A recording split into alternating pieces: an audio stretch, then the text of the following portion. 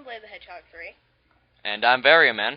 And since this console generation has been kind of a letdown, especially with Nintendo pandering to the casual gamer and the stupid people, we thought we'd talk about the amazingness that was the Nintendo GameCube. Last generation was great. What happened? So to celebrate the glorious last generation of gaming, we're gonna count down the top 10 GameCube games. Now, just a disclaimer, we didn't play all the GameCube games that ever came out. We were kids. This is our opinion about games we've played. And if you don't like it, then I will bring down the hammer. Okay, let's start the countdown. Now, admittedly, I didn't really play as much of this one as I would have liked to, if only because I was little and stupid.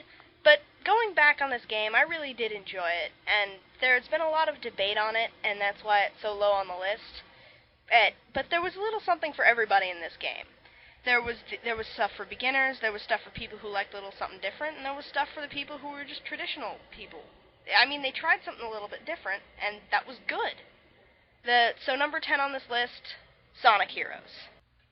Now, there were some minor discrepancies about this one, but after some civil debating, we finally managed to come to our conclusion. At number 9, it's Super Mario Sunshine, where Nintendo shows you how awesome it is to be a janitor. Well, there's actually a funny story about number 8 on this list.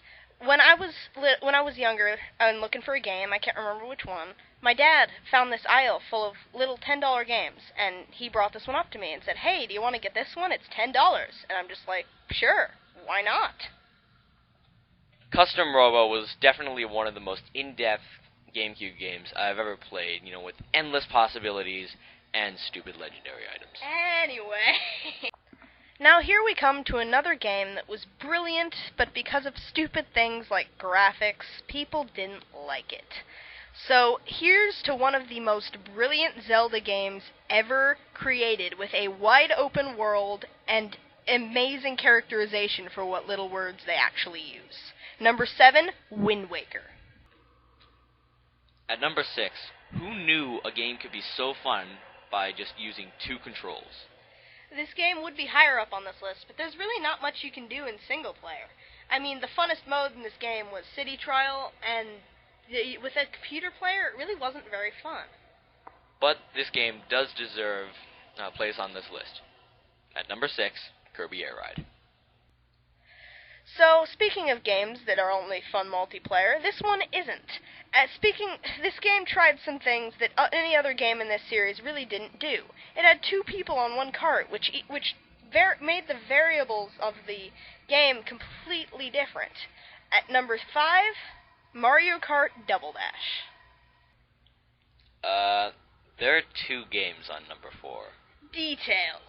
These 2 games were some of the best games, in my opinion, on the GameCube, obviously, or it wouldn't be on this list, and some of the best games in this series of all time.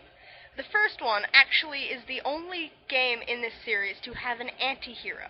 I'm guessing the reason the second game doesn't is probably because people complained. Anyway, with some of the best music, the best animations, and some of the most in-depth story of the entire series, Pokemon Colosseum and Pokemon XD. Making a perfect transition of the series into the GameCube, this game had the most adventure and backtracking anybody could ever ask for. At number 3, Metroid Prime.